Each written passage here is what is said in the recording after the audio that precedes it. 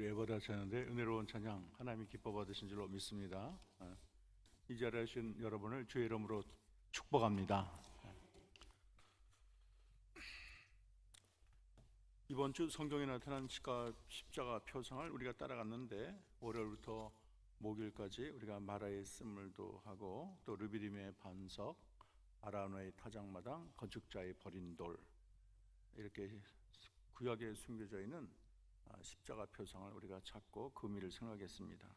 또 하나님은 이외에도 라합의 붉은 줄이라든지 광야의 녹뱀이라든지 여러 가지 십자가 표상을 곳곳에 숨겨 놓으셨죠. 그러나 저는 가장 강력한 십자가의 표상은 유월절의 어린 양이라고 생각합니다.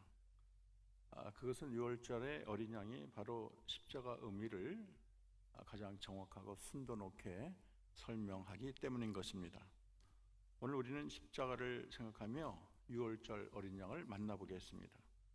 먼저 오늘 말씀에서 광야에 외치는 자의 소리를 우리가 듣는데 그의 이름은 세례 요한입니다. 그는 광야에서 메뚜기와 석청을 먹고 예수님보다 6개월 전에 주의 오심을 증거했습니다. 그래서 이사야는 광야에 외치는 자의 소리다, 주의 길을 곱게 하는 자다, 그렇게 설명을 했어요. 그래서 메시아 나타나기를 기다리며 세례를 베푸는데 정말로 메시아가 나타났어요. 메시아가 나타났을 때 성령의 감동을 입고 그가 메시아라는 것을 알았어요. 그래서 요한이 예수께서 자기에게 나오심을 보고 이렇게 외쳤습니다. 보라, 세상 죄를 지고 가는 하나님의 어린 양이로다. 우리 다 같이 큰 목소리로 봉독하겠습니다. 시작. 보라, 세상 죄를 지고 가는 하나님의 어린 양이로다. 그랬어요. 세례 요한은 예수님을 어린 양이라고 설명을 했는데 이 표현이 세례 요한이 독창적으로 혼자 독보적으로 사용한 표현은 아닙니다. 베드로전서 1장 19절에 보면 순결하신 예수님을 흠없고 점없는 어린 양으로 묘사하고 있습니다. 그리고 이사야 53장 7절을 보면 그가 곤욕을 당하여 괴로울 때도 그의 입을 열지 아니하였으며 마치 도수장으로 끌려가는 어린 양과 털 깎는 자 앞에서 잠잠한 양같이 그의 입을 열지 아니하였도다. 그렇게 묘사하고 있습니다.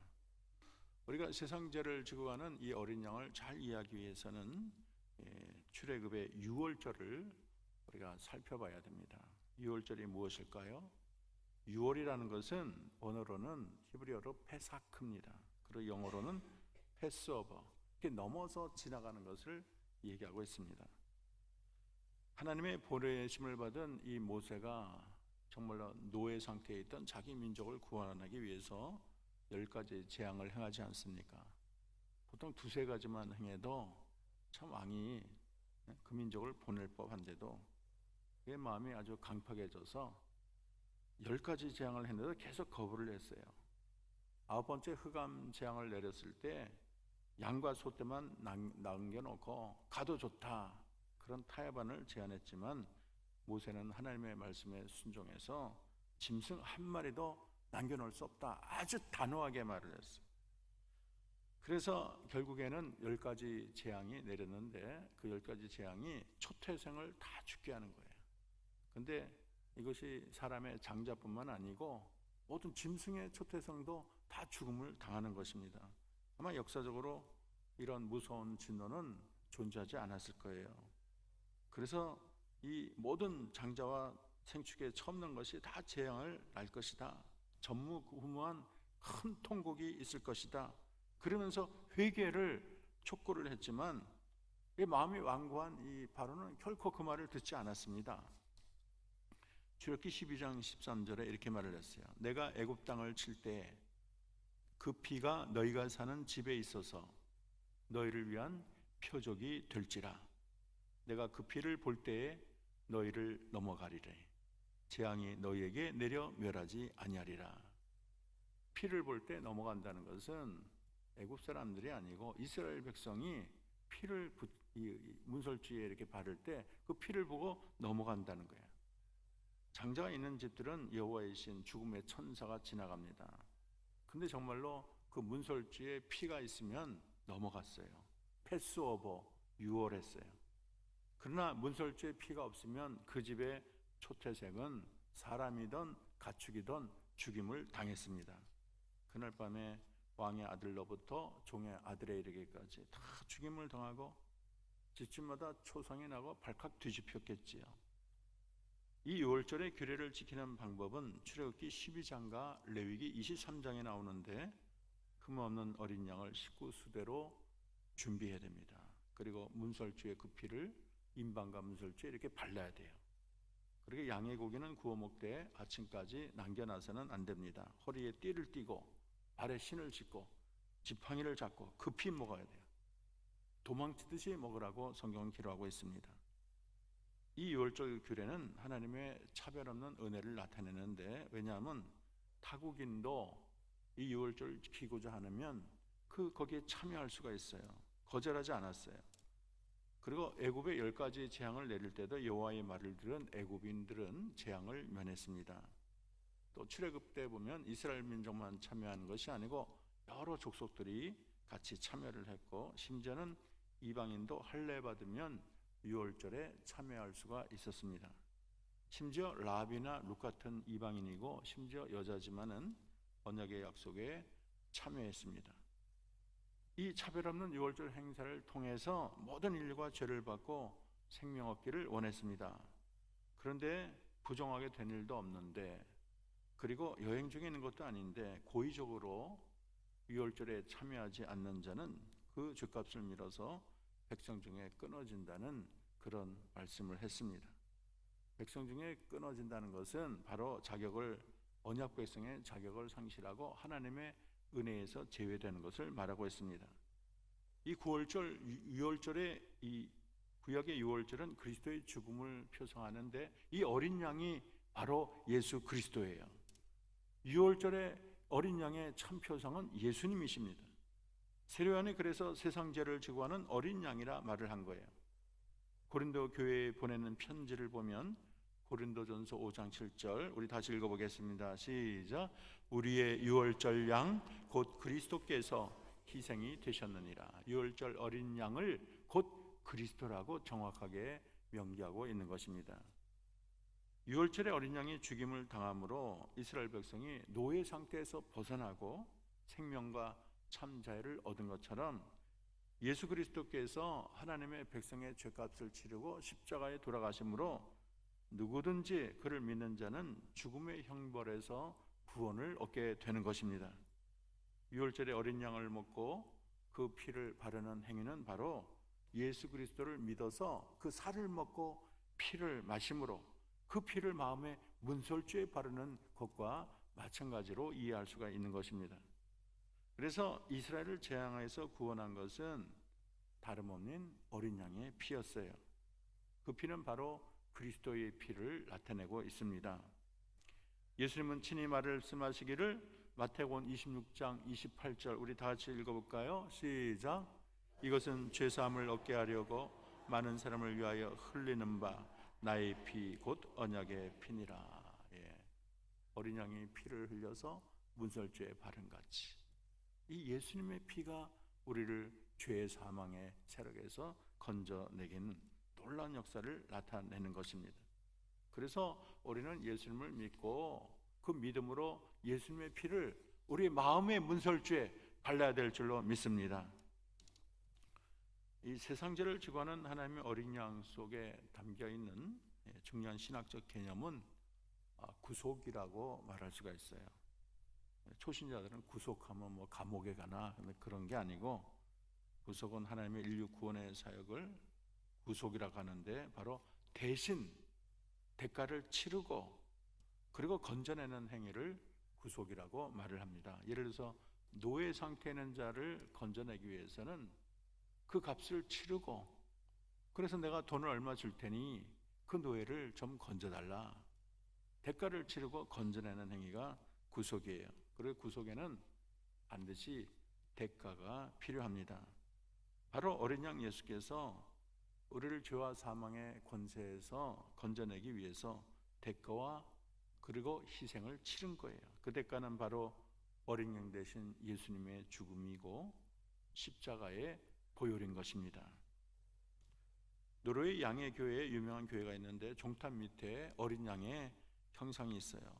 사연인즉 교회가 신축할 때인데 종탑을 만들기 위해서 일하던 인부가 거기서 그냥 뚫렁 떨어지고 말았어요. 그래서 사람들은 그가 죽었을 것이다 생각했는데 기적적으로 살아났습니다. 어떻게 된가 그랬더니 양떼가 그 밑을 지나고 있었는데 그 인부가 그 양에 탁 해갖고 보니까 양은 죽었고 인부는 살았어요. 그래서 인부가 사는데 그 양의 죽음이 필요했던 것입니다. 그가 피 흘릴 자리에 양이 대신 피를 흘렸습니다. 한 생명을 살리기 위해 양은 대가를 치른 거예요. 마찬가지로 어린 양 대신 주님이 지옥으로 떨어지는 인간을 대신 죽음으로 우리를 이 멸망에서 영원한 구원으로 이끈 것입니다. 어린 양 대신 예수님이 하나님과 인간 사이 화목제물이 되어 주셔서 하나님께 나갈 수 없는 죄 많은 인간이 하나님께 나갈 수 있었어요. 전에는 감히 고개를 들고 하나님을 바라볼 수도 없는, 지성소에는 들어가면 죽는 이런 존재가 이제는 보혈의 공로로 우리가 하나님의 존전에 담대히 나가고 영광의 하나님과 깊은 사귐을 갖게 된 것입니다. 이제 다시 본문으로 들어갑니다. 오늘 세례요한은 세상 죄를 지고 가는 하나님의 어린 양을 보라고 합니다. 이 어린 양이 지고 가는 것은 어떤 한 개인의 죄만도 아니고 민족의 죄만도 아니고 세상의 죄라는 것을 성경은 말하고 있어요. 이스라엘 민족은 하나님의 구원이 선민인 자기들만 구원을 받는다고 그렇게 믿었습니다. 그리고 이방인들은 개나 돼지와 같이 부정한 종족들이고 이들은 구원과는 상관이 없다고 그렇게 믿었어요. 그런데 세례 요한은 예수님을 향해서 이스라엘의 죄만이 아니라 세상 죄를 지고 가는 하나님의 어린 양이라고 분명히 선언하고 있습니다.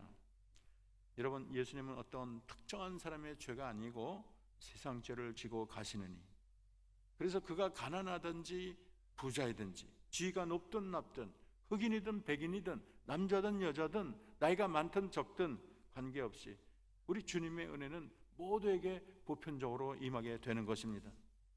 그래서 이렇게 누구에게나 열려있는 이 보편적인 은혜의 초청은 연약하고 허물 많은 우리 인간에게 얼마나 가장 크고 놀라운 최고의 은혜가 아닐 수가 없습니다.